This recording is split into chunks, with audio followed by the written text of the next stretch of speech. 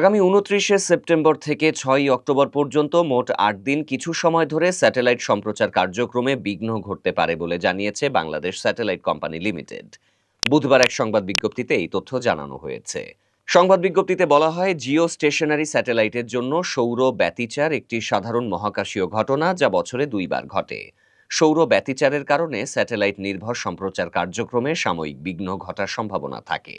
Bangladesh satellite ১-এর ক্ষেত্রে সৌর ব্যতিচারের কারণে আগামী ২৯শে সেপ্টেম্বর ২০২৫ থেকে ৬ই অক্টোবর ২০২৫ পর্যন্ত প্রতিদিন কিছু সময় ধরে সম্প্রচার কার্যক্রমে ঘটতে পারে বিঘ্ন। সামাজিক যোগাযোগ মাধ্যমে কুরুচিপূর্ণ মন্তব্যে মানসিকভাবে বিপর্যস্ত অভিনেত্রী সাদিয়া ইসলাম মৌ ও তার পরিবার।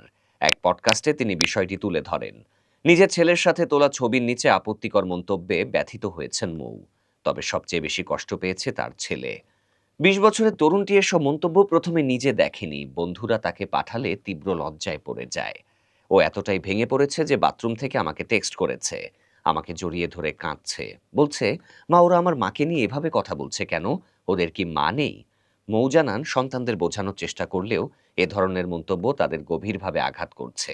প্রশ্ন তুলেছেন, এমন অশালীন আচরণ বন্ধে পদক্ষেপ কবে নেওয়া হবে? সামাজিক যোগাযোগ মাধ্যমে অবাধ কুরুচিপূর্ণ মন্তব্য শুধু ব্যক্তিকেই নয়, তার পরিবারকেও যথেষ্ট ফল এবং ভোগান্তি পোহায়। সাদিয়া ইসলাম মৌর অভিজ্ঞতা যেন তার জ্বলন্ত এক উদাহরণ। রাজধানীর তেজগাঁওয়ের ৭ রাস্তা মোড় অবরোধ করেছেন ঢাকা পলিটেকনিক ইনস্টিটিউট সহ সরকারি বেসরকারি কারিগরি শিক্ষা প্রতিষ্ঠানের শিক্ষার্থীরা। ৪ দফা দাবিতে বুধবার বেলা ১১:১১টার দিকে আন্দোলনকারী শিক্ষার্থীরা ৭ রাস্তা মোড় অবরোধ করেন। কারিগরি শিক্ষার্থীদের সড়ক অবরোধের কারণে ৭ রাস্তা মোড় দিয়ে যান চলাচল বন্ধ হয়ে যায়। এতে সংশ্লিষ্ট সড়কগুলোতে সৃষ্টি হয়েছে তীব্র যানজট। যানজটে ভোগান্তি পোহাচ্ছেন যাত্রীরা। ৭ রাস্তা মোড় অবরোধের কারণে এফডিসি সংলগ্ন ঢাকা এলিভেটেড এক্সপ্রেসওয়েতে আটকে আছে যানবাহন। ৪ দফা দাবি হল, প্রকৌশল অধিকার আন্দোলন কর্তৃক ডিপ্লোমা প্রকৌশলীদের প্রকাশ্যে হত্যার হুমকি প্রদানকারীদের সর্বোচ্চ শাস্তি নিশ্চিত করা, বিএসসি ইঞ্জিনিয়ারিং শিক্ষার্থীদের অযৌক্তিক ৩ দফা দাবির পক্ষে পরিচালিত সব কার্যক্রম রাষ্ট্র কর্তৃক অবিলম্বে বন্ধ করা, কারিগরি ছাত্র আন্দোলন বাংলাদেশের উত্থাপিত যৌক্তিক ৬ দফা দাবির রূপরেখা ও সুপারিশ অনুযায়ী পূর্ণাঙ্গ বাস্তবায়ন করা এবং ইঞ্জিনিয়ারিং 1 চ্যানেল এডুকেশন চালু করা। আন্দোলনকারী শিক্ষার্থীরা বলেন, এর আগে ৬ দফা দাবিতে আন্দোলনে নামতে হয়েছিল, সেগুলো সরকার মেনে নিলেও এখনও বাস্তবায়ন করা হয়নি। সেগুলো বাস্তবায়ন করতে হবে। এদিকে বিএসসি ইঞ্জিনিয়াররা অযৌক্তিক ৩ দফা দাবি করেছেন, সেগুলো নিরসন করতে হবে। দাবি আদায় না হওয়া পর্যন্ত সড়ক ছাড়া হবে না। টাঙ্গাইলের সখীপুরে সাপে কাটা রোগীর সংখ্যা ভয়ঙ্করভাবে বাড়ছে, অথচ উপজেলা স্বাস্থ্য কমপ্লেক্সে নেই জীবন রক্ষাকারী অ্যান্টিভেনম। গত ৮ মাসে জানুয়ারি থেকে আগস্ট পর্যন্ত এখানে চিকিৎসা নিয়েছেন ২৪০ জন সাপে কাটা রোগী, গড়ে প্রতিদিন একজন। এর মধ্যে কমপক্ষে ৫ জনের মৃত্যু হয়েছে। তবে স্থানীয়দের দাবি আসল সংখ্যা আরও বেশি। চাঞ্চল্যকর তথ্য হলো, সখীপুরেই জেলার প্রায় অর্ধেক সাপে কাটা রোগী পাওয়া যায়, কিন্তু ১৫ দিন ধরে স্বাস্থ্য কমপ্লেক্সে অ্যান্টিভেনম নেই। ফলে রোগীরা ছুটে যাচ্ছেন ঢাকাসহ দূরের হাসপাতালে। এতে বহু মানুষ মৃত্যুর ঝুঁকিতে পড়ছেন। স্থানীয়রা অভিযোগ করেন, মাস ২ আগে কর্তৃপক্ষ জানিয়েছিল তাদের কাছে পর্যাপ্ত ভ্যাকসিন আছে। খবর ছড়িয়ে পড়তেই আশেপাশের উপজেলা থেকেও রোগীরা সখীপুরে আসতে থাকেন। দ্রুত ফুরিয়ে যায় মজুদ। এরপর থেকেই টানাটানি শুরু। একজন স্কুল শিক্ষক জানান, তার ভাগ্নে রাকিবকে সাপে কাটার পর সখীপুরে ভ্যাকসিন না পেয়ে রাতেই ঢাকায় ছুটতে হয়।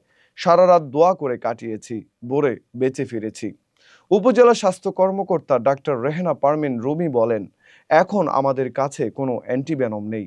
আগে ডিজি হেলথ থেকে বরাদ্দ আসতো, এখন সেটি বন্ধ। তিনি আরও জানান, এক রোগীকে গড়ে ১০ ভায়াল ভ্যাকসিন দিতে হয়, যার খরচ ১৫,০০০ টাকা। এটি হাসপাতালের পক্ষে বহন করা সম্ভব নয়। সিভিল সার্জন ফরাজি মোহাম্মদ মাহবুবুল আলম মঞ্জু স্বীকার করেছেন, সারা দেশেই বরাদ্দ বন্ধ রয়েছে। জরুরি পরিস্থিতিতে স্থানীয় প্রশাসনকে ব্যবস্থা নিতে বলা হয়েছে, কিন্তু প্রশ্ন থেকে যাচ্ছে, প্রতিদিন যেখানে একজন মানুষ সাপের দংশনে আক্রান্ত হন, সেখানে কেন নেই ন্যূনতম ভ্যাকসিনের ব্যবস্থা? আর কত প্রাণ ঝরবে অব্যবস্থাপনা আর অবহেলায়। নিজের ঘরে কাজ করার সময় সুমিত্রা রানী নামে ৫৫ বছর বয়সী এক নারীকে সাপ কামড়ে দেয়। তার চিৎকারে পরিবারের সদস্যরা গিয়ে বস্তা দিয়ে সাপটি ধরে জারে ঢুকিয়ে রাখেন।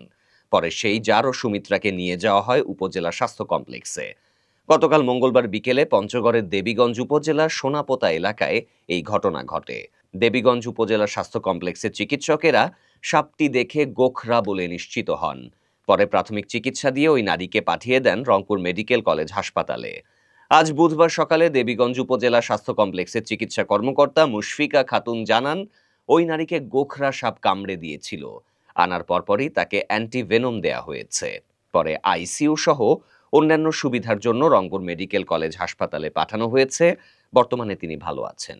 ঢাকার হাজারীবাগের বাড্ডানগর এলাকায় দীর্ঘ ৬ মাস ধরে পানি শূন্যতা। ওয়াসার লাইনে পানি না থাকলেও নিয়মিত বিল দিতে হচ্ছে বাসিন্দাদের। বাধ্য হয়ে তারা কিনে আনছেন পানি ওয়াসারি ট্যাঙ্কার থেকে, যা মেটাচ্ছে না নিত্য প্রয়োজন। বাসিন্দারা জানাচ্ছেন, রান্না, কাপড় ধোয়া, এমনকি গোসল সবকিছুতেই সীমাহীন দুর্ভোগ পোহাতে হচ্ছে। কেউ কেউ লাখ টাকা খরচ করে পাইপলাইন সংস্কার করলেও কোনো সফলতা পাননি। অনেকে এলাকার পানির সংকটে গ্রামে পর্যন্ত ফিরে গেছেন। স্থানীয়দের অভিযোগ, ওয়াসা প্রতিশ্রুতি দিলেও পরিস্থিতির তেমন পরিবর্তন হয়নি। এক গৃহিণীর অভিযোগ, পানি নেই তবুও বিল দিতে হচ্ছে। 2 দিন একটু পানি এলেও পরে আবার আগের অবস্থায় ফেরত যায়। হাজারীবাগ পানির পাম্প ঘুরে দেখা গেছে মিনিটে 2000 লিটার পানি তোলার সক্ষমতা এখন নেমে এসেছে 1300 লিটারে। পাম্প কর্মীরা বলছেন, ভূগর্ভস্থ পানির স্তর নিচে নেমে যাওয়ায় সরবরাহ ব্যাহত হচ্ছে। ওয়াসা সাইট ইঞ্জিনিয়ার জানিয়েছেন, নতুন বোরিংয়ের প্রস্তুতি চলছে, তবে কখন সমস্যা স্থায়ী সমাধান হবে সে বিষয়ে স্পষ্ট কোনো জবাব মেলেনি। এলাকাবাসীর প্রশ্ন, কবে আসবে পানি, যার উত্তর এখনো অনিশ্চিত। ঢাকার হযরত শাহজালাল আন্তর্জাতিক বিমানবন্দরে তল্লাশির সময় অসুস্থ হয়ে আবুল বাশার ব্যাপারী নামের এক যাত্রী মারা গেছেন। সোমবার সকালে বিমানবন্দরে অসুস্থ হয়ে পড়লে তাকে কুর্মিটোলা জেনারেল হাসপাতালে নেওয়া হয়। সেখানে আবুল বাশারকে মৃত ঘোষণা করেন চিকিৎসক। বিমানবন্দরের নিরাপত্তার দায়িত্বে থাকা এভিয়েশন সিকিউরিটি ফোর্সের এক কর্মকর্তা বিষয়টি নিশ্চিত করেছেন। রোববার রাত 2টায় এমিরেটস এয়ারলাইন্সের একটি ফ্লাইটে দুবাই থেকে ঢাকার উদ্দেশ্যে রওনা হন আবুল বাশার। ফ্লাইটটি সকাল 8টা 40 মিনিটে শাহজালাল আন্তর্জাতিক বিমানবন্দরে অবতরণ করে।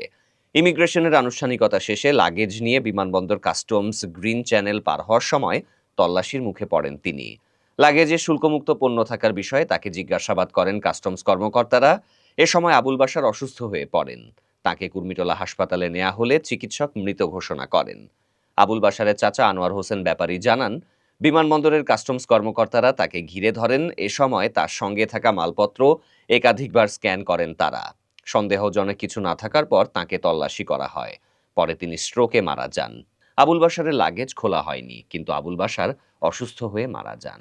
দরখাস্ত দিয়া বিদ্যুৎটা বন্ধ করে দিয়েছিলাম যে আমাদের ঘরটা এখন নাই, আমরা তো বিদ্যুৎ চালাই না, আপনারা বন্ধ করে দেন। তো তারা বললো যে একটা দরখাস্ত দেওয়ার জন্য। কুমিল্লা নগরীতে এক বাসার বিদ্যুৎ বিল নিয়ে রীতিমতো তাণ্ডব।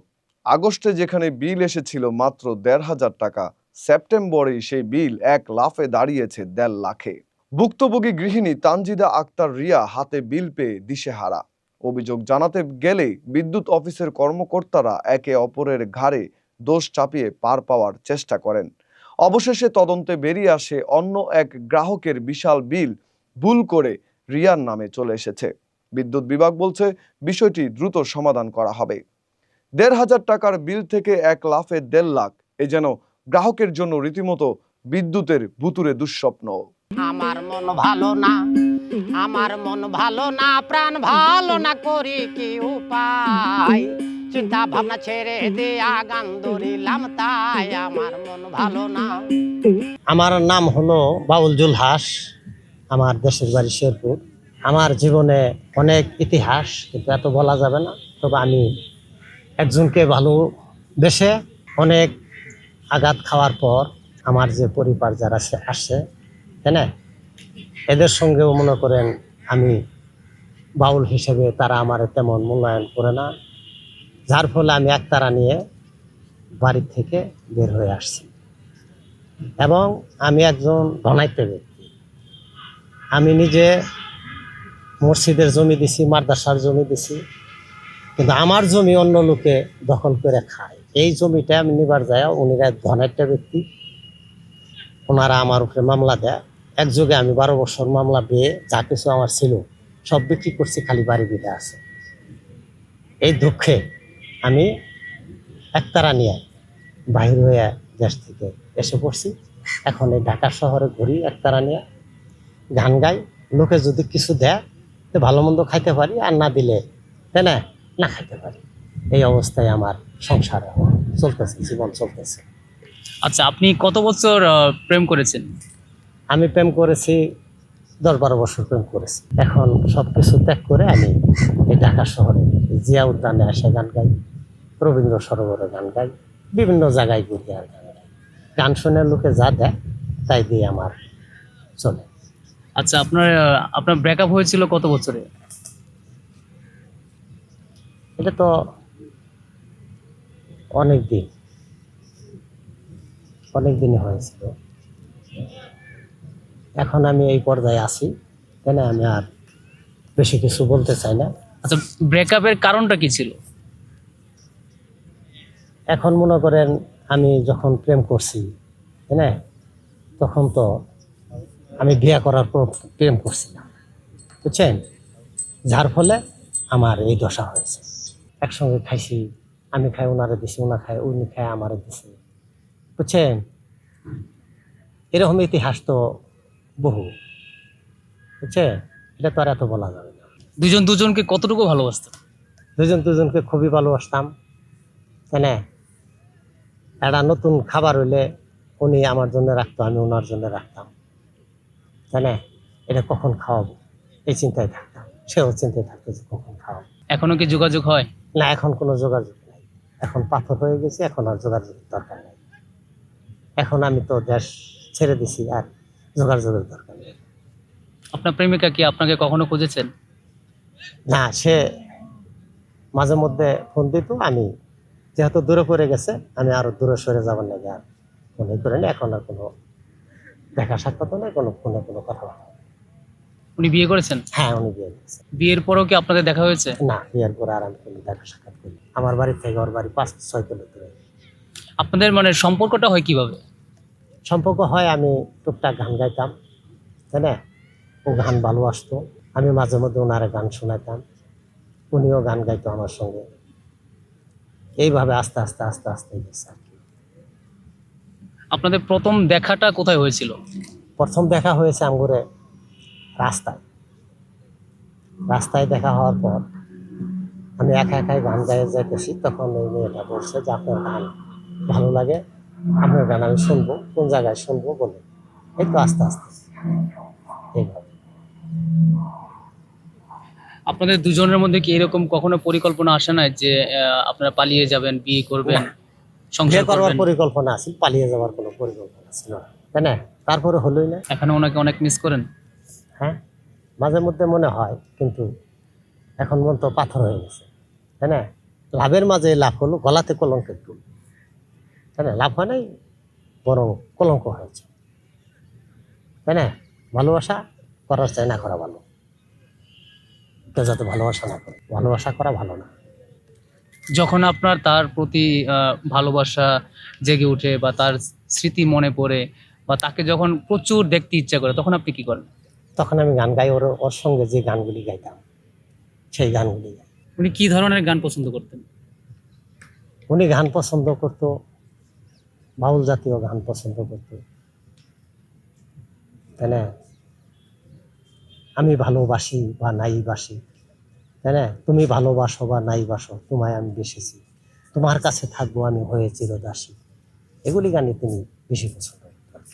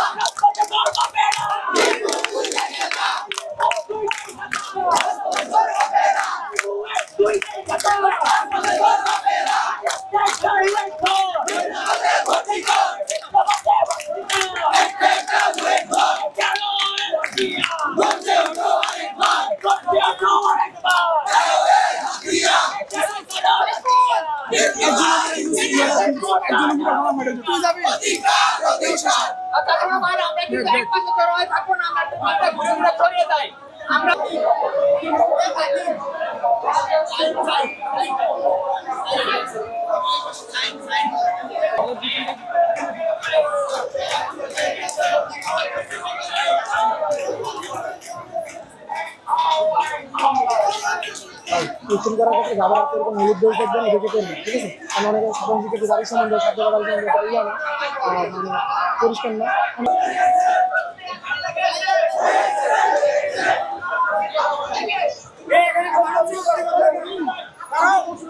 এই ভাই ওই সাইড মানে কিছু লোক ওই পাশে দেন।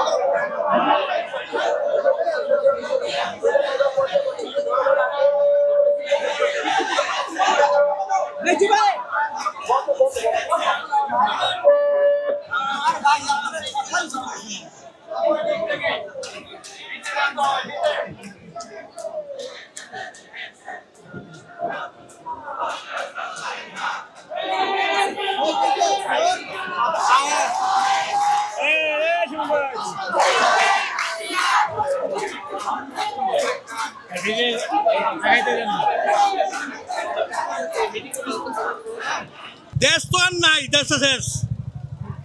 আপনার সাথে কি সমস্যাটা হয়েছে? আমি তাকে রিকোয়েস্ট করলাম যে আমি আমার যে কোনো পরিচয় দিছি আমি, হ্যাঁ, কিন্তু অথচ বাঁচলো না।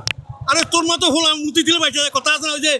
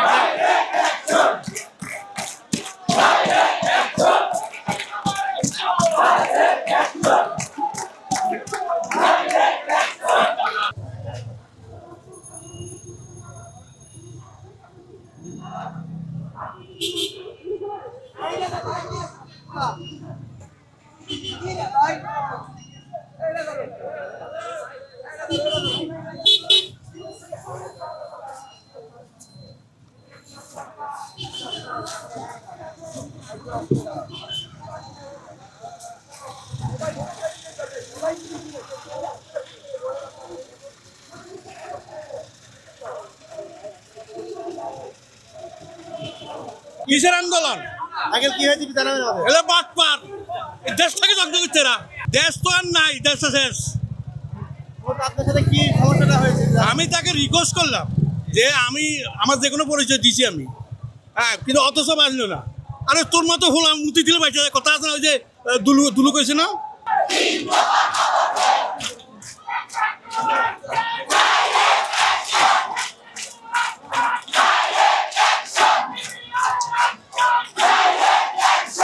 জয় ভাই।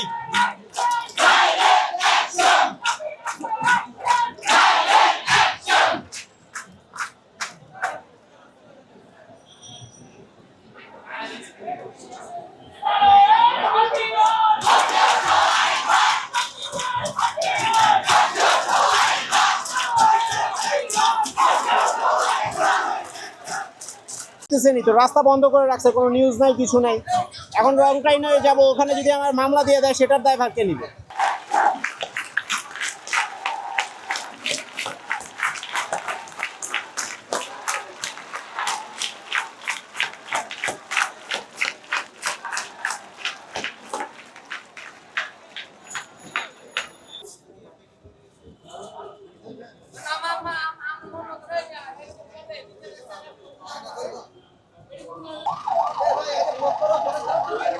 কত কর্ম করে খেতে হয়, আর আজকে এই আন্দোলন সেই আন্দোলনের সাধারণ মানুষের একটা ভোগান্তি।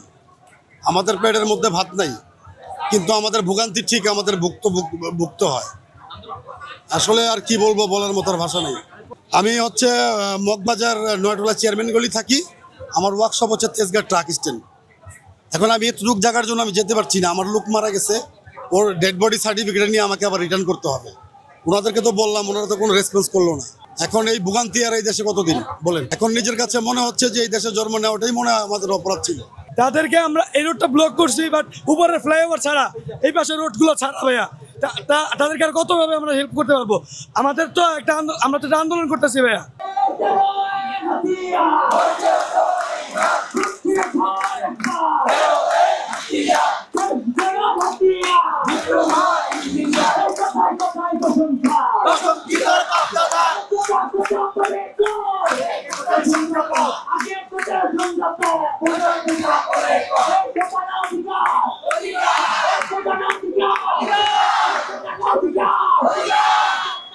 ভাইয়া আপনি শাহবাগ যান, টিএসসি চত্বর যান, সেখানেও আন্দোলন হচ্ছে।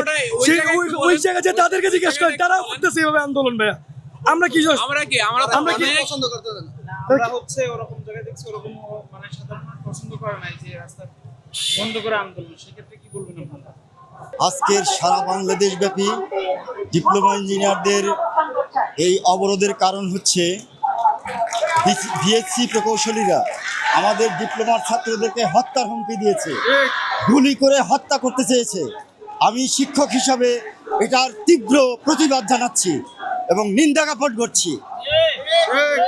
আমি আরও জানাচ্ছি, বিএসসি ইঞ্জিনিয়াররা যে 3 দফা অযৌক্তিক দাবি নিয়ে মাঠে নেমেছে, এটা পুরাই অযৌক্তিক। এটা 1978 সালে এবং 1994 সালে মীমাংসিত ব্যবস্থা। এটার বিরুদ্ধে তারা কোনো দাবি দাওয়া উত্থাপন করতে পারে না। এটা রাষ্ট্রদ্রোহিতার শামিল। আমি এটার বিপক্ষে অবস্থান করছি, আমার প্রাণপ্রিয় ছাত্রদের সাথে একাত্মতা ঘোষণা করছি।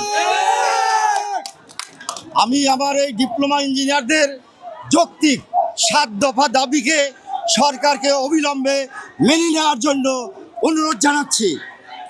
প্রতিদিনের মতো আজকেও সকাল 8টায় আমাদের ক্লাস কার্যক্রম শুরু হয়েছে।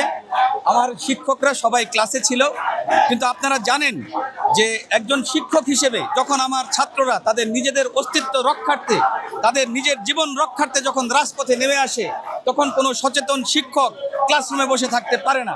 তাই আজকে ঢাকা পলিটেকনিক ইনস্টিটিউট, ঢাকা মহিলা polytechnic institute, Bangladesh glass and ceramic institute এবং টিটিটিসিতে প্রশিক্ষণরত সকল শিক্ষকরা এই কোমলমতি ছাত্রছাত্রীদের প্রাণের দাবির সাথে একাত্মতা ঘোষণা করার জন্য এই প্রখর রোদের মধ্যে রাজপথে নেমে এসেছে। ইঞ্জিনিয়াররা 3 দফা অযৌক্তিক দাবি নিয়ে রাষ্ট্রের পরিস্থিতি অস্থিতিশীল করার চেষ্টা করতেছিল এবং এই 3 দফা দাবি সম্পূর্ণ অযৌক্তিক এবং ডিপ্লোমা ইঞ্জিনিয়ারদের সাথে সাংঘর্ষিক। সেই 3 দফা দাবির প্রতিবাদে এছাড়াও প্রকৌশল অধিকার আন্দোলন নামের একটি ষড়যন্ত্রমূলক স্বৈরাচারের সংগঠন গড়ে উঠেছে, যারা আমাদের ডিপ্লোমা ইঞ্জিনিয়ারদেরকে গুলি করে হত্যার হুমকি দিয়েছে। এই সকল বিষয় এবং ষড়যন্ত্রের প্রতিবাদে আজকে আমরা রাজপথে নেমেছি। এছাড়াও আমাদের আরেকটি দাবি রয়েছে, অনতিবিলম্বে আমাদের 6 দফা দাবির যে সকল বিষয়গুলো বাস্তবায়ন করার কথা ছিল সে সকল বিষয়গুলো বাস্তবায়ন করা হোক। এছাড়াও আমাদের রাষ্ট্রের প্রেক্ষাপটে আমরা মনে করতেছি এই অস্থির পরিবেশে একমাত্র সমাধান হলো ওয়ান চ্যানেল এডুকেশন সিস্টেম। আমরা রাষ্ট্রপক্ষের কাছে অনুরোধ জানাবো ওয়ান চ্যানেল এডুকেশন সিস্টেম জারির মাধ্যমে এই রাষ্ট্রের এই সমস্যার সমাধান করা হোক। আপনারা দেশকে ভালোবাসুন, আপনারা নাকি দেশকে সার্ভিস দেবেন, উন্নত সার্ভিস দেবেন।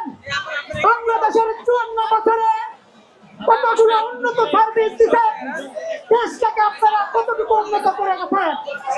আমি ছোট মানুষের কাছে প্রশ্ন রেখে দিতে চাই, আপনারা আপনার জায়গা থেকে একটু সুস্পষ্টভাবে বক্তব্য দিন।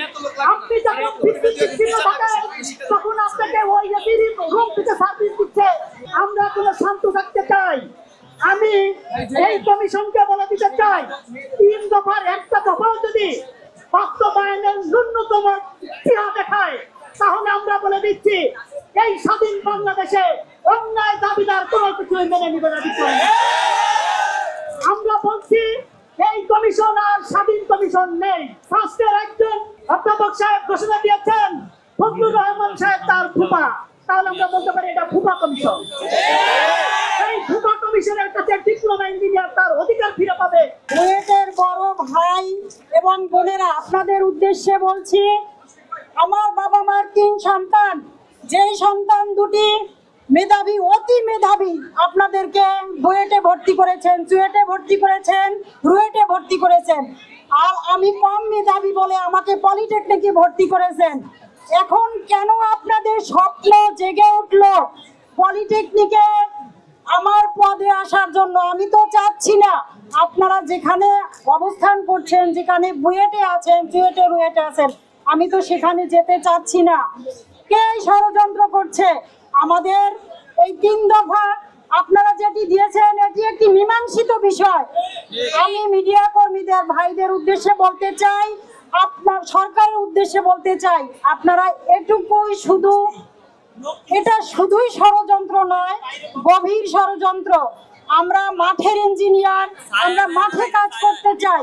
আমি একজন ডিপ্লোমা ইঞ্জিনিয়ার হিসেবে বলতে চাই, আমি মাঠের ইঞ্জিনিয়ার। আরো একবার উচ্চারণ করছি, আমি মাঠের ইঞ্জিনিয়ার, আমি মাঠে কাজ করতে চাই। এখন আমি এখানে কেন এই আন্দোলন সংগ্রামে অংশগ্রহণ করব? আমার ছাত্রছাত্রী যারা আছে তারা এখন ক্লাসে থাকবে, ক্লাস করবে, তাদের এখন ক্লাস করার কথা, আজকে রাস্তায় থাকার কথা না। 16 লক্ষ টাকা খরচ করে, 16 লক্ষ টাকা খরচ করে কেন আপনি ডিপ্লোমা ইঞ্জিনিয়ার আসবেন? যদি তাই আসতে চান তাহলে 16 লক্ষ টাকা ফেরত দেন। কারণ একটা ডিপ্লোমা তৈরি করতে 2 থেকে 2.5 লক্ষ টাকা লাগে। সেই জায়গায় আপনি কেন সরকারের এবং আমাদের ট্যাক্সের পয়সায় 16 লক্ষ টাকা খরচ করবেন? আমি সরকারকে অনুরোধ করব, যদি তারা দশম গ্রেড চায়, বুয়েট, কুয়েট, রুয়েট সব বন্ধ করে এক চ্যানেল পলিটেকনিক শিক্ষক ব্যবস্থা চালু করা হোক। আমরা অনেক কিছু সহ্য করে এই জায়গায় রাস্তা বন্ধ করছি। এখন বিএসসিরা ওরানারাও কিন্তু রাস্তা বন্ধ করে, শাহবাগ বন্ধ করে তারপরে এখানে আসছে। তারপরে আমরা সেটাও সহ্য করছি 2 মাস এরকম। তারপর আজকে 3 দিন আগে বা এরকম আর কি, তারা বলছে যে গুলি করে হত্যার হুমকি দেওয়া হয়েছে। এই জন্য আমরা রাস্তায় আসছি। তাছাড়া আমাদের কোনো লাভ আছে যে এই জায়গায় জনদুর্ভোগ সৃষ্টি করার? এমনকি আমরা বলছি যে জনদুর্ভোগ সৃষ্টি না করার জন্য আমরা কিছু বলবো না, ওরা যা ইচ্ছা তাই করবে, কিন্তু হত্যার হুমকির জন্য আমরা রাস্তায় আসছি। ভালোবাসা বলতে একটা জ্বলন্ত সিগারেট। মনে করেন যে একটা জ্বলন্ত সিগারেট, মানে যতক্ষণ জ্বলবে ততক্ষণই ওইটা মানুষ ইউজ করবে কিংবা টানবে, নিভে যাবে, ছুঁড়ে ফেলে দিবে, জাস্ট এতটুকু। ভালোবাসা বলতে কিছু হয় না। ভালোবাসা শব্দটাই কেমন যেন একটা, মানে এটার প্রতি কোনো মানে প্রতিধ্বনি কাজ করে না। আগে যেমনটা ছিল, এখনকার ভালোবাসা বলতে কোনো কিছু হয় না। আসলে একজাক্টলি ভালোবাসা বলতে একটা জ্বলন্ত সিগারেট। মনে করেন যে একটা জ্বলন্ত সিগারেট, মানে যতক্ষণ জ্বলবে ততক্ষণই ওইটা মানুষ ইউজ করবে কিংবা টানবে, নিভে যাবে, ছুঁড়ে ফেলে দিবে, জাস্ট এতটুকু। ভালোবাসা বলতে কিছু হয় না, সবই মায়া, মমতা এবং লোভ এবং স্বার্থপরতা। বেসেছিলাম, বাট করতে পারি নাই, কন্টিনিউ করতে পারি নাই। চাওয়া পাওয়াটা অনেক বেশি। ভালোবাসার মধ্যে আসলে কোনো চাওয়া পাওয়া হয় না, কিন্তু আমরা যখন একজন আরেকজনকে ভালোবাসি, এটার মধ্যে থেকে সর্বপ্রথম থাকতে হবে স্যাক্রিফাইস, তারপরে তো দ্বিতীয়ত থাকতে হবে একজন আরেকজনের প্রতি শ্রদ্ধা, যেটা আমাদের মধ্যে এখনকার জেনারেশনে এটা নাই। কাউকে আমরা শ্রদ্ধা করতে জানি না, আর হচ্ছে যে স্যাক্রিফাইস জিনিসটা আমাদের ভিতর থেকে আসে না। আমরা বাঙালিরা বলতে গেলে সবাই ভালোবাসার দিক থেকে, আর বাঙালির দিক থেকে বলতে গেলেন সবাই আমরা চিপ মেন্টালিটির, যেটা আমাদের মধ্যে সবসময় মনে করে যে আমি আগে হচ্ছে যে মানে আমি আগে নিব, কাউকে দিব না, মানে সব কিছুর ঊর্ধ্বে আমাকে, মানে এরকম একটা। তো ভালোবাসার মধ্যে যত চাওয়া পাওয়া কম হবে, আপনার ভালোবাসা তো ততই সুন্দর হবে।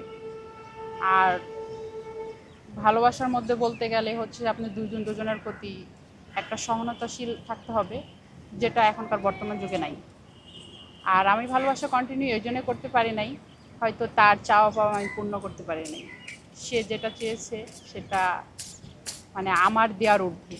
আগে আমি যতটুকু দেখেছি আমার ছোট বয়স থেকে, মানে পুরো ঘরের মধ্যে যে একটা হচ্ছে ভালোবাসা ছিল, সুখ ছিল, শান্তি ছিল, এখনকার বর্তমান আমরা হচ্ছে এই জেনারেশন আসি এটা খুঁজে পাই না। হয়তো হাজার হাজার বিল্ডিংয়ে ইট পাথরে গড়া, তেমনি মানুষগুলো ইট পাথরে তৈরি, মানে এদের ভিতরে কোনো রকমের আপনার হচ্ছে যে ভালোবাসা স্বপ্নের কাজ করে না। তো সেক্ষেত্রে ভিতরের থেকে মানে কোনো ভালোবাসায় কাজ করে না, একজন একজনকে ভালো লাগে, জাস্ট ভালো লাগছে তার সাথে কিছু নিয়ে কন্টিনিউ করবে, মানে ওইটা জাস্ট একটা টাইম পাস, মানে মন থেকে কেউ কাউকে ভালোই বাসতে পারে না। আর যদিও প্রেম করে কেউ কাউকে বিয়ে করে, সেটা খুব ঊর্ধ্বে হচ্ছে 1 থেকে 2 বছর কন্টিনিউ করতে পারে, তাদের মধ্যে একটা ঝামেলা সৃষ্টি হয়ে যায়, যেটা আমাদের দাদা দাদুরের দেখে শিখছি। মানে ওনারা কেউ যদি একজনের প্রতি ঝড়গা লাগছে, মানে তখনও তারা আচ্ছা ঠিক আছে আমার ভুল, তুমি একটু চুপ করো। এখনকার মধ্যে দেখবেন যে আপনারই হচ্ছে যে ভুল, কিন্তু আমি যদি আপনাকে বলতে চাই যে এটা তোমার ভুল ছিল, কিন্তু আপনি স্বীকার করতে চাচ্ছেন না, ওইটা উল্টা আমার পুরো মানে চাপাই দিচ্ছেন যে না এটা আমার ভুল ছিল না, এটা তোমার কারণে আমি করছি। মানে নিজেকে কখনো কেউ মানে দোষ স্বীকার করতে চায় না, নিজের যে হচ্ছে যে একটা ভুল আছে, মানুষ মাত্রই ভুল হয়, আমি যেটা মনে করি মানুষ মাত্রই ভুল হয়। কিন্তু আমরা বর্তমানে এমনভাবে চলাফেরা করি মানে আমরা সব ফেরেশতা, আমরা ভুল করতেই পারি না এরকম কিছু, যে আমার দ্বারা ভুল ইম্পসিবল এরকম কিছু। সবার মেন্টালিটি মানে হাই, কেউ মানে মন থেকে কোনো কিছু অ্যাকসেপ্ট করতে পারে না। তারপরে আপনার হচ্ছে যে অনেক কিছুই, যেটা এখনকার বর্তমানে জেনারেশনের মধ্যে সফটনেস, তারপরে আপনার হচ্ছে ভালোবাসা, এগুলো কিছুই না, এরা জাস্ট টাইম পাস, কোনো কিছু হলে টাইম পাস, এনজয়। আর আগে তো এরকম ছিল না, আগে ছিল যে আমি একসাথে তোমাকে ভালোবাসি মানে 7 জনম ধরে তোমার সাথে বেঁধে থাকবো, এরকম ছিল। আর এখনকার ভালোবাসা মানে আমি তোমার সাথে জাস্ট 7 দিন কন্টিনিউ করলেই দিস এনাফ, এরকম এনজয়। এখনকার বর্তমান যে গার্লফ্রেন্ড, বেশিরভাগ গার্লফ্রেন্ড বয়ফ্রেন্ড যেটার মধ্যে ভালোবাসা, এটার মধ্যে বেশিরভাগই মানে লালসা। এই লালসাই কিন্তু যখন দুজনের প্রতি লালসা কাজ করে, তখন বিয়ের আগে এটা কিংবা বিয়ের পরে এটা যখন দুজনের প্রতি মানে চলে আসে হয়ে যায়, তখন আর এটা কন্টিনিউ হয় না রিলেশনটা। যেটা আমাদের হচ্ছে যে ইসলামের দিক থেকে, আমরা ইসলাম ধর্মে হচ্ছে যে বিশ্বাসী, সেক্ষেত্রে আমাদের এক মানে বিয়ের পরে যেটা হওয়ার কথা, সেটা ছেলেমেয়েরা এটা এনজয় হিসাবে গ্রহণ করতেছে বিয়ের আগে। তো এই যে একজনের প্রতি যে হচ্ছে একটা লালসা কাজ করতেছে, তারা এটা হচ্ছে যে ফিজিক্যালি বলেন আপনি, তারপরে হচ্ছে ইন্টিমেট বলেন, যেভাবে ওরা ইন্টিমেট হওয়ার পরে এটা জাস্ট নাথিং, কোনো কিছুই না, তুমি তোমার মতন আমি আমার মতন, তারপরে শেষ। এখনকার বর্তমান এটাই ভালোবাসা। তাছাড়া এখনকার একজন মায়া মানে শ্রদ্ধা করা, তারপর একজন আরেকজনের প্রতি মানে রেসপেক্ট করা, এরকম ভালোবাসা নাই। আমি নতুন তরুণদের উদ্দেশ্য বলবো যে যেই রিলেশন করো ভেবেচিন্তে করো, মানে সারা জীবন প্রয়োজনে একা কাটাই দাও, তা ভুল কোনো মানুষের সঙ্গ নিও না। মানে হয়তো ভুল কোনো মানুষের সঙ্গে সারা জীবন কাটানোর চাইতে সঠিক কোনো মানুষের সাথে একদিন কাটানো অনেক ভালো। আমি আধ্যাত্মিকভাবে গণতান্ত্রিক পথে আগাচ্ছি এবং আধ্যাত্মিকভাবে গণতান্ত্রিক পথে আমি ক্ষমতা নিব ইনশাআল্লাহ। আমি 21শে সেপ্টেম্বর 2025 অনলাইন নির্বাচনের ফলাফল ঘোষণা করা হবে। এরপর প্রতি 5 বছর অন্তর 21শে সেপ্টেম্বর জাতীয় নির্বাচন অনুষ্ঠিত হতেই থাকবে। তার কারণ কোন বিদেশি শক্তি যেন আত্মাল বাহানা করতে না পারে। তাই গণতন্ত্রকে, নির্বাচনকে একটা প্রাতিষ্ঠানিক রূপ দেওয়ার জন্য আমি কর্মসূচি ঘোষণা করলাম।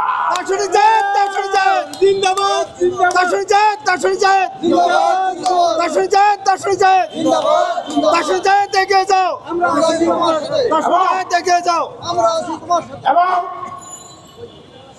এই নির্বাচনের পক্ষে দেশের সকল নিরাপত্তা বাহিনী, সেনাবাহিনী, নৌবাহিনী, বিমান বাহিনী সহ প্রত্যেকটি সংস্থাকে প্রত্যক্ষভাবে সহায়তার জন্য আমি আহ্বান জানাচ্ছি। যেহেতু পিপলস পার্টি ছাড়া এদের স্বাধীনতা অর্জন করতে কখনো পারে নাই, তাই পিপলস পার্টি স্বাধীনতা আনয়নের জন্য ইউনিয়ন ইউপিএসআর রাষ্ট্রের স্বাধীনতা অর্জনের জন্য আমি চূড়ান্ত পদক্ষেপ ঘোষণা করলাম। আমরা একটি স্বাধীন সার্বভৌম রাষ্ট্র, প্রাক্তন জাতিসত্তা, পদ্মা কন্যা মেঘনা যমুনা অববাহিকার প্রাক্তন ইউনিয়ন রাষ্ট্রকে আমরা সুপ্রতিষ্ঠিত করবো ইনশাআল্লাহ।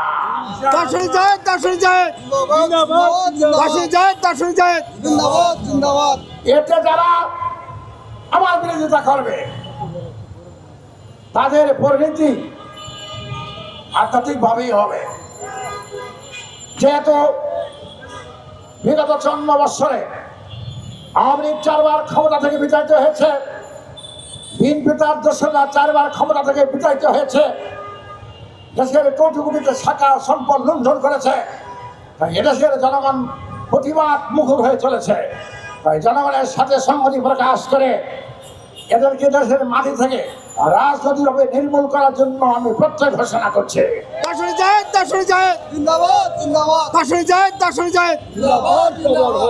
আমি আমার কর্মসূচি ঘোষণা করলাম এবং পিপলস পার্টির হাতে বর্তমান সরকারকে ক্ষমতা হস্তান্তর করার জন্য বিশেষভাবে অনুরোধ করলাম।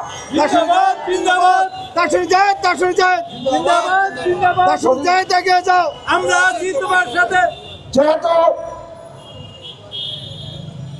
এই সরকার যদি আমার কথা কর্ণপাত না করে, এই জাতীয় প্রেস ক্লাব চত্বরের মাটিতে 2021 সালে তৎকালীন আওয়ামী লীগ সরকারকে আমি বলেছিলাম আপনি কি জাতীয় সরকার গঠন করুন, উনি আমার কথা কর্ণপাত করে নাই। আপনারা কি দেখেছেন? দেশে তো থাকতে পারেন নাই, বরঞ্চ বিদেশের মাটিতে পলায়ন করেছেন। বর্তমান সরকার যদি এলাকা রাস্তা এবং পিপলস পার্টির নেতৃত্বে সরকার গঠনে বাধা দেয়, তাহলে আমি ঘোষণা দিলাম এই আবার জাতীয় প্রেস ক্লাব চত্বরে ডক্টর ইউনূস সরকার সেইভাবে এদেশ থেকে পলায়ন করবেন।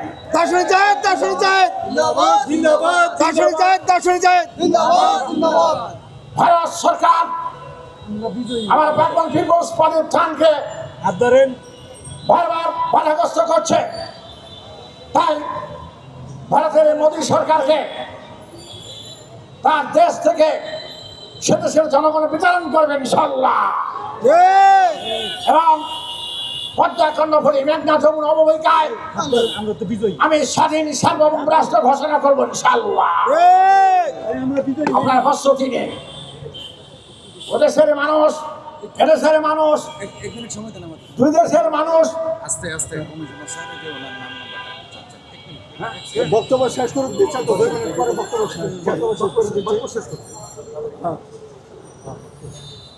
যেহেতু ভারত সরকার ফারাক্কা সহ 54টি ইউনিয়নে বাঁধ বেঁধে আমার দেশকে পঙ্গুত্ব করেছেন, যেহেতু ভারত সরকার 14 বছর ধরে আমার দেশকে দখলে বদখল করেছেন, 1972 সাল তৎকালীন আওয়ামী লীগ সরকার ক্ষমতায় এসে ভারতের কাছে আন্দামান দ্বীপপুঞ্জ নিকোবর দ্বীপপুঞ্জ হস্তান্তর করেছে। 1974 সাল তৎকালীন আওয়ামী লীগ সরকার তালপটি ভারতের কাছে হস্তান্তর করেছে। যেহেতু 1977 সাল তৎকালীন জিয়াউর রহমান সরকার এদেশে এসে তালপটি ভারতের কাছে হস্তান্তর করেছেন। যেহেতু তৎকালীন জেনারেল এরশাদ সাহেব 1984 সাল ক্ষমতায় এসে দক্ষিণ তালপটির একাংশ ঘোষণা ভারতের কাছে তুলে দিয়েছেন। যেহেতু তৎকালীন বিএনপি সরকার 1991 সালে ক্ষমতায় এসে 3 বিঘা করিডোর ভারতের কাছে তুলে দিয়েছেন। যেহেতু তৎকালীন আওয়ামী লীগ সরকার 2014 সালে কি করেছেন? 2014 সালে দক্ষিণ তালপটির একাংশ ভারতের কাছে তুলে দিয়েছেন। বিগত সরকারগুলো ভারতের কাছে হাত তুলে দিয়েছে। আর আমি ফেরত চাচ্ছি হোয়েস পেট্রিয়া বাকমান পিপলস পার্টি নাকি তারা? আপনারা বলেন বাকমান পিপলস পার্টি। সুতরাং আমরা দেশের স্বাধীনতা সার্বভৌমত্ব অর্জনের পিছনে লড়ব। তবে প্রশ্ন থাকে, আমার বাকমান পিপলস পার্টি ভারতের বিরুদ্ধে কোনো অস্ত্র ধরবে না। আমার বাকমান পিপলস পার্টি সেনাবাহিনী নৌবাহিনী বলগুলো অস্ত্র ধরবে না। আমার বাকমান পিপলস পার্টি পুলিশের প্রতি ঢিলপাট ছুটবে না। আমার বাকমান people's party Awami League BNP Jatiya party Jamaat কর্মীদের বিরুদ্ধে কোনো রকম একটা ঢিল ছুটবে না। আমার এই সংগ্রাম চলবে আদর্শিকভাবে। আমি আধ্যাত্মিকভাবে গণতান্ত্রিক পথে আগাচ্ছি এবং আধ্যাত্মিকভাবে গণতান্ত্রিক পথে আমি ক্ষমতা নিব ইনশাআল্লাহ। নারী নিয়ে কে শুরু করেছে সে? আমরা নারী না? আমরা এখানে কতজন নারী আছি? সে সব প্রত্যেকটা নারীর উপরে অত্যাচার করতে আছে। আমার দাবি তার এই অন্যায় শাস্তি চাই, সোজা কথা। যেখানে বদলি সেখানেই বিয়ে করে দেশব্যাপী আলোচিত বরিশাল বিভাগীয় সেই বন কর্মকর্তা ডিএফও কবির হোসেন পাটোয়ারিকে সাময়িক বরখাস্ত করা হয়েছে। পরিবেশ, বন ও জলবায়ু মন্ত্রণালয়ের এক প্রজ্ঞাপন সূত্রে জানা গেছে, কবির হোসেনকে সাময়িক বরখাস্ত করে রংপুর রেঞ্জে সংযুক্ত করার নির্দেশ দেওয়া হয়েছে। বিদেশে পড়াশোনা করানো, সরকারি চাকরি দেয়া, বিমানবালা হিসেবে চাকরি দেয়া কিংবা সম্পত্তি দেয়ার প্রলোভন দেখিয়ে 17 নারীকে বিয়ে করার অভিযোগ উঠেছে কবির হোসেন পাটোয়ারির বিরুদ্ধে। এ নিয়ে তার বিচারের দাবিতে ভুক্তভোগী নারী ও তাদের পরিবারের সদস্যরা গত 11 সেপ্টেম্বর বরিশাল নগরীর কাশীপুর বন সংরক্ষক কার্যালয়ের সামনে ঘণ্টাব্যাপী মানববন্ধন ও বিক্ষোভ সভা করেন। 14 ফেব্রুয়ারি আমার বিয়ে হলো। বিয়ে হওয়ার পরে সে আমাকে আমার বাবার বাড়ির ল্যান্ড প্রপার্টি এগুলো তার নামে এগ্রিমেন্ট করে দিতে হবে, আদারওয়াইজ সে আমার সাথে লাইফ লিডিং করতে পারবে না। সে আমার প্রতি যে অমানসিক ভাবে সে ব্যবহারগুলো করেছে, আমাকে টর্চারিং রাত 1টার সময় আমাকে এখান থেকে বের করে দেওয়া, তাহলে অ্যাজ এ লিগ্যাল ওয়াইফ হিসেবে আমাকে যে এখান থেকে বের করে দেওয়া হলো, তাহলে ওই সময় তো আমার তো একটা অ্যাক্সিডেন্ট হতে পারতো, আমি তো আমার মায়ের কোলে ফিরে নাও যেতে পারতাম। আমার দাবি হচ্ছে আসলে তার বিচার হওয়া উচিত। আর আমিও যে অর্থনৈতিকভাবে সামাজিকভাবে ক্ষতিগ্রস্ত হচ্ছে, শারীরিকভাবেও হয়েছে, ইনজিউর্ড আছে। এ সময় ঢাকার বাসিন্দা নাজনীন আক্তার শিলা, নারায়ণগঞ্জের সোনিয়া আক্তার, খুলনার নাসরিন আক্তার দোলন সহ একাধিক নারী তার প্রতারণার শিকার হয়েছেন বলে দাবি করেন। অপরদিকে একাধিক বিয়েকাণ্ডের ঘটনায় মঙ্গলবার দুপুরে বরিশাল আদালতে মামলা করেছেন এক আইনজীবী। বরিশাল চিফ মেট্রোপলিটন ম্যাজিস্ট্রেট আদালতের পাবলিক প্রসিকিউটর অ্যাডভোকেট হাফিজ আহমেদ বাবলু স্বপ্রণোদিত হয়ে মেট্রোপলিটন প্রথম আমলি আদালতে মামলাটি করেন। মামলার বাদী অ্যাডভোকেট হাফিজ আহমেদ বাবলু জানিয়েছেন, বরিশাল বিভাগীয় বন কর্মকর্তা মোহাম্মদ কবির হোসেন পাটোয়ারি চাঁদপুরের মতলব উপজেলার বাসিন্দা।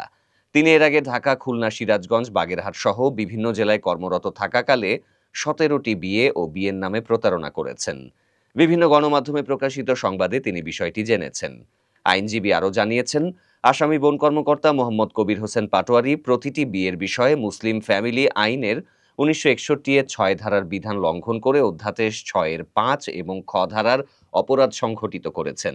এছাড়া প্রথম বিয়ের পর তা গোপন রেখে এক এক করে 17টি বিয়ে ধর্মীয় মূল্যবোধ ও দেশীয় সংস্কৃতি এবং আমাদের সমাজ ব্যবস্থাকে চ্যালেঞ্জ করে গুরুতর অপরাধ সংগঠিত করেছেন।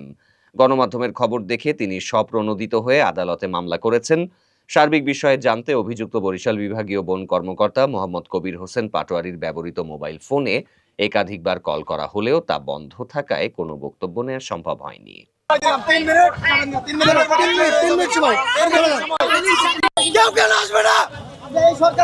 এত নির্লজ্জ অমানবিক সরকার কেন? এত মানুষ কিভাবে হতে পারে? তাদেরকে আসতে হবে, আমার এক কথা শুনতে হবে।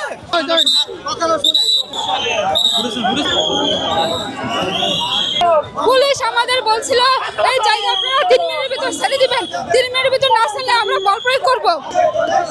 পুলিশ আমাদের ঢাকায় পাঠিয়ে দিছে। বারবার রেজওয়ানা ম্যামের সাক্ষাৎ চেয়েও পাইনি। রেজওয়ানা ম্যাম 4 বার আমাদের শিডিউল দিয়েও দেখা করেনি। পুরো এটা নিয়ে চরম পর্যায়ে তালবাহানা শুরু করছে। আমরা আজকে যমুনার দিকে পদযাত্রা দিয়েছিলাম, কিন্তু পুলিশ আমাদের ঢাকায় পাঠিয়ে দিছে। আবেদনের সুযোগ চেয়েছি, আমরা চাকরি চাই নাই। এই দেশে এত বৈষম্য কেন ভাই? আমরা কি বাংলাদেশের নাগরিক নয়?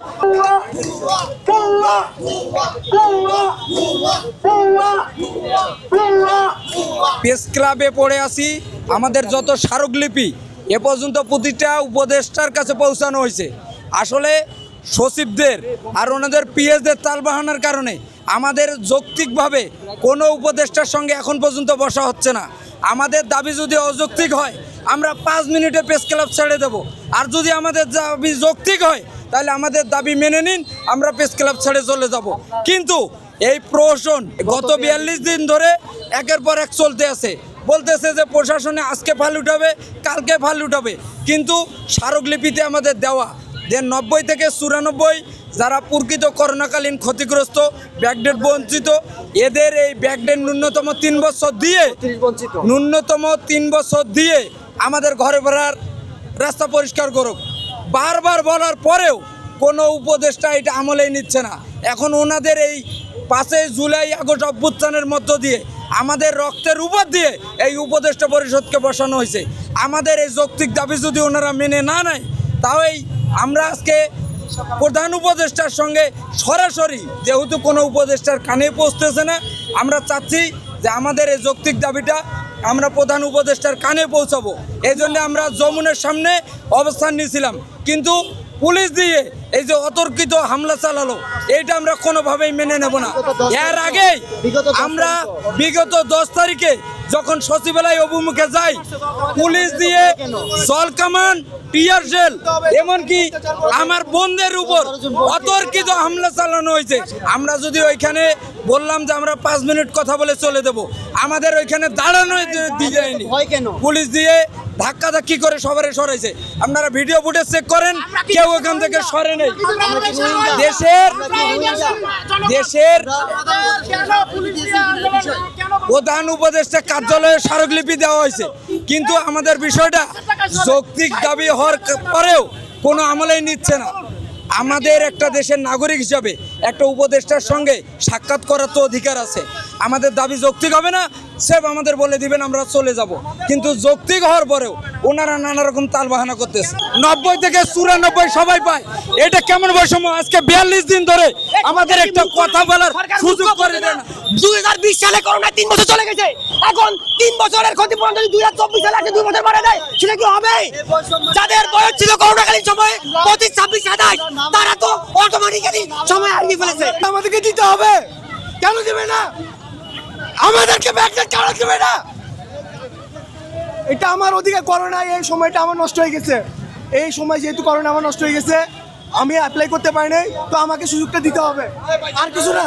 যখন ব্যাকডেট দিয়েছিল ওটা আমরা পাই নাই, 32 জন করেছে, তখন আমাদের 32+, এখন 33-এর একটা গুজব ছড়াচ্ছে আমরা 33+। তো আমরা আবেদন করবো কিভাবে? তা আমরা পড়ালেখা কেন করলাম? রাষ্ট্রের দায়িত্ব আমাদের ক্ষতিপূরণটা দেওয়া। কিভাবে ক্ষতিপূরণ দিবে? 3 বছর ব্যাকডেট। আমরা 42 দিন আজকে প্রেস ক্লাবের সামনে অবস্থান করছি, কেউ আসে নাই, কেউ কেন আসবে না? সরকার চাই না, এত নির্লজ্জ অমানবিক সরকার কেন? এত অমানবিক কিভাবে হতে পারে?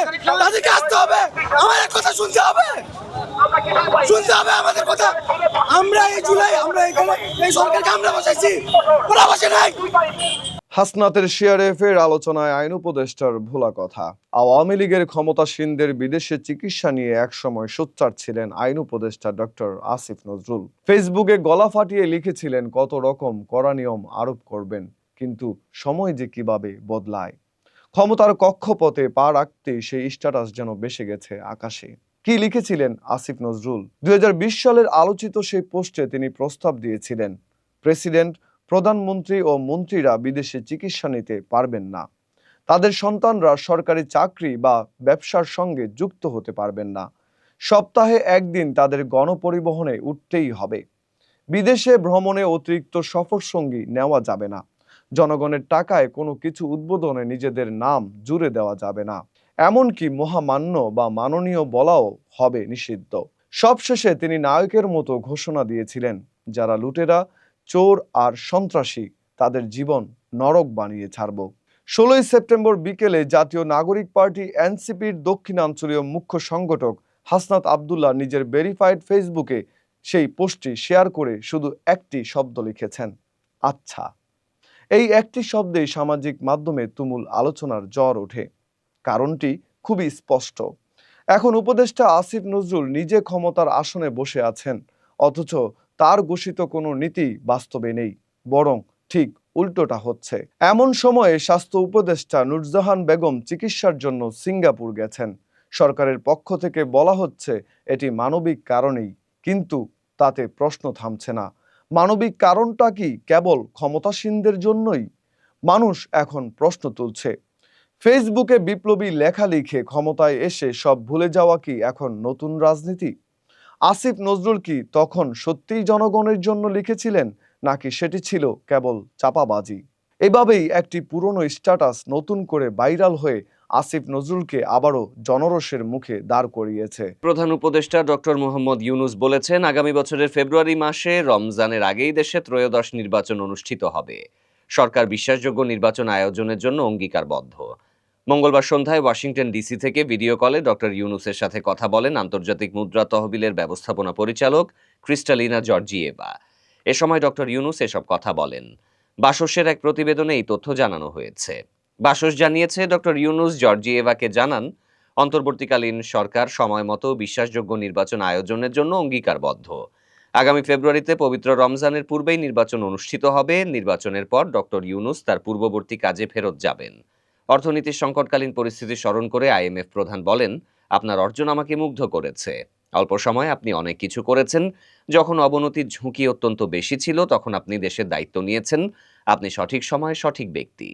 অন্তর্বর্তী সরকারের প্রধান উপদেষ্টা পুনরায় আশ্বস্ত করেন যে আগামী ফেব্রুয়ারির রমজান মাসের আগে নির্ধারিত সময়ে বিশ্বাসযোগ্য নির্বাচন অনুষ্ঠিত হবে। তিনি আরও স্পষ্ট করেন, নির্বাচন শেষে তিনি তার পূর্বের কাজে ফেরত যাবেন। এ সময় অর্থ উপদেষ্টা ডক্টর সালেউদ্দিন আহমেদ ও অর্থ সচিব খায়রুজ্জামান মজুমদার উপস্থিত ছিলেন। ঢাকা দক্ষিণ সিটি কর্পোরেশনের 3 পরিচ্ছন্নতা কর্মী জীবনযাত্রা যেন এক রূপকথার গল্প। মাসিক 17,000 টাকার বেতনে চাকরি, অথচ তাদের সম্পদ, আয় উপার্জন আর জীবনযাপন ঢাকায় বড় ব্যবসায়ী কিংবা উচ্চপদস্থ কর্মকর্তাদেরও হার মানিয়েছে। কেউ হয়েছেন 5 তলা ভবনের মালিক, কেউ চালাচ্ছেন ব্যবসা, সন্তানরা পড়ছে কানাডায়। গণমাধ্যমের অনুসন্ধানে অস্বাভাবিক এই সম্পদের চিত্র বেরিয়ে এসেছে। এই 3 জন হলেন আব্দুল লতিফ, আব্দুল জলিল ও এখলাস।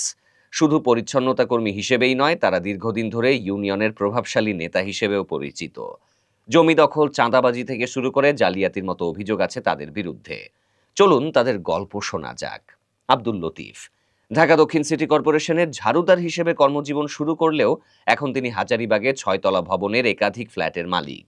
তার স্ত্রীও একটি ফ্ল্যাটের মালিকানা স্বীকার করেছেন। পাশাপাশি তিনি স্কেলিং ভেঞ্চার্স অ্যান্ড ওয়ার্কার্স ইউনিয়নের সাধারণ সম্পাদক এবং ওয়ার্ড আওয়ামী লীগের সদস্য। অনুসন্ধানে জানা গেছে, ইউনিয়নের নেতৃত্বের সুযোগ কাজে লাগিয়ে গত 16 বছরে সদস্যদের কাছ থেকে প্রায় 70 কোটি টাকা চাঁদা তুলেছেন তিনি। এমনকি কোয়ার্টার পাইয়ে দেওয়ার নামে একটি ভবনের বাসিন্দাদের কাছ থেকে 48 লাখ টাকা হাতিয়ে নিয়েছেন। ঢাকায় আরও 2টি ফ্ল্যাট, কুমিল্লার হোমনায় একাধিক সম্পত্তি, দোকান ও ফার্মেসি আছে তার। আর ছেলে পড়ালেখার জন্য আছেন কানাডায়। আব্দুল জলিল স্কেলিং ভেঞ্চার্স ইউনিয়নের সহসভাপতি। জলিলের বেতন ছিল মাসে 70,250 টাকা, অথচ এখন তিনি রাজধানীর যাত্রাবাড়ির রায়েরবাগে 3 তলা ভবনের মালিক। সহকর্মীরা বলছেন, কামরাঙ্গীর চরেও তার আরও সম্পত্তি আছে। অনুসন্ধানে প্রমাণ মিলেছে তার সম্পদের পরিমাণ বেতনের তুলনায় অস্বাভাবিক বেশি। এক্লাস সাউথ সিটির পরিচ্ছন্নতা কর্মী এক্লাসের কেরানীগঞ্জের খোলা মোড়া এলাকায় আছে 5 তলা ভবন। পাশেই নির্মাণাধীন একটি ভবনেও রয়েছে তার শেয়ার। অথচ এখনও সিটি কর্পোরেশনের কোয়ার্টারে অবৈধভাবে ফ্ল্যাট দখল করে বসবাস করছেন। সহকর্মীদের অভিযোগ, এরা নিজেরা মাঠে কাজ না করে অন্যদের দিয়ে কাজ করান। অনুসন্ধানে আরও দেখা গেছে, এই 3 ঝাড়ুদার দীর্ঘদিন ধরে আওয়ামী লীগের রাজনীতির সাথে যুক্ত থাকলেও এখন বিএনপির সাথে ঘনিষ্ঠ হওয়ার চেষ্টা করছেন। রাজনৈতিক প্রভাবকে হাতিয়ার করেই তারা গড়ে তুলেছেন অর্থ ও ক্ষমতার সাম্রাজ্য। বাঁচা মরার ম্যাচে দারুণ জয় পেল বাংলাদেশ। আবুধাবির শেখ জায়েদ স্টেডিয়ামে আফগানিস্তানকে ৮ রানে হারিয়ে এশিয়া কাপে সুপার 4-এ যাওয়ার আশা বাঁচিয়ে রেখেছে টাইগাররা। এটাই দেশের বাইরে প্রথমবারের মতো আফগানিস্তানের বিপক্ষে টি-20 জয়। টস জিতে আগে ব্যাট করে ১৫৫ রানের লক্ষ্য দেয় বাংলাদেশ। জবাবে ব্যাটিংয়ে নেমে শুরুতেই চাপে পড়ে আফগানরা। প্রথম বলেই নাসুম আহমেদের শিকার সেদিকুল্লাহ। এরপর পঞ্চম ওভারে ফেরান ইব্রাহিম জাদরানকেও। পাওয়ার প্লেতে মাত্র ২৭ রানে আটকে যায় আফগানরা। গুলবাদিনকে ফিরিয়ে চাপ আরও বাড়ান রিশাদ। ড্রিঙ্কস ব্রেকের পর তিনিই থামান সেট হওয়া গুরবাজকে। ৩৫ রানে বিদায় নেন তিনি। শেষ পর্যন্ত নিয়মিত বিরতিতে উইকেট হারিয়ে ৮ রানের হার নিয়ে মাঠ ছাড়ে আফগানিস্তান। এই জয়ে আবারও সুপার 4-এর দৌড়ে ফিরল টাইগাররা।